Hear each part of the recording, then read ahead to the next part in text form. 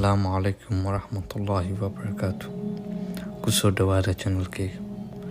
Markan waxaan yahayaa sheekada oo dhacday waa aan dhaweyn.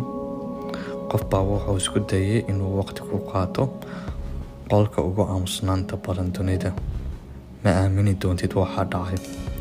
Qolka waxaa loo sameeyay wax walba oo codka fog soo jiidi kara. Dadka halka taga waxay ka soo baxaan iyagoo waalan ama iyagoo miir daboolan. Qofka idinkaga waramaya magacii waxaa la dhahaa Jack.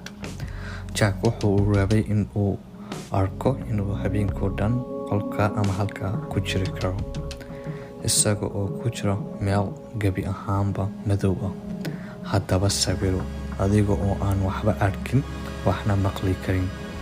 Haddaba iyadoo sidaa daqiiqadihii koowaad uu halka la haystay meesha, kaliya waxa uu maqlay wadnihiisa garaaciisa. Daqiiqado kadib, Jack waxa uu dareemay xanuun, isagoon la socon waxa ku dhacaya iyo waxa meesha ka socda.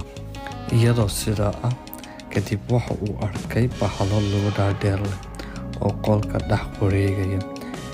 Iyadoo sidaa haddana waxa uu saacad kadib maqlay guux shanqar isla socda oo ku leh Jack ka bax meesha. Isaga oo geesinimo iska baaraya waxa uu indhaha ku qabtay mid ka mid bahaladii ilaa iyo 3 daqiiqo kadib waxa dhacay way ka yaabin doona. Fadlan haddii intaan la joogtay subscribe, like. Kadib markuu aad u eegay mid ka mid bahaladii, maskaxdiisa ayaa isku yaacday.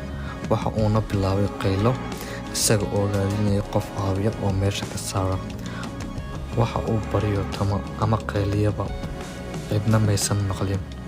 Ilaaliyihii loogu talagalay in uu ilaaliyo waxa uu aaday suuli. Waardiyihii waxa uu soo laabtay 5 daqiiqo kadib si Jack meesha ugu soo saaro ama ka soo bixiyo. Balse markii albaabka uu furay, waxaa dhacay wax aad loola yaabo. Jack waxaa la arkay isagoo dhulka yaalo, korna u eegaya xagga sare qolka.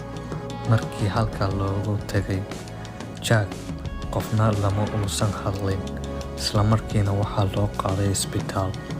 Ilaa hadda Jack waxa uu ku jiraa isbitaalkaas oo midka lagu dabiibo dadka xanuunsan. Maxaa yeelay Jack maskaxdiisa kama aysan kabsan waxa habeenkaa dhacay. Haddaba sheekada halkaa way kusoo ilaatay.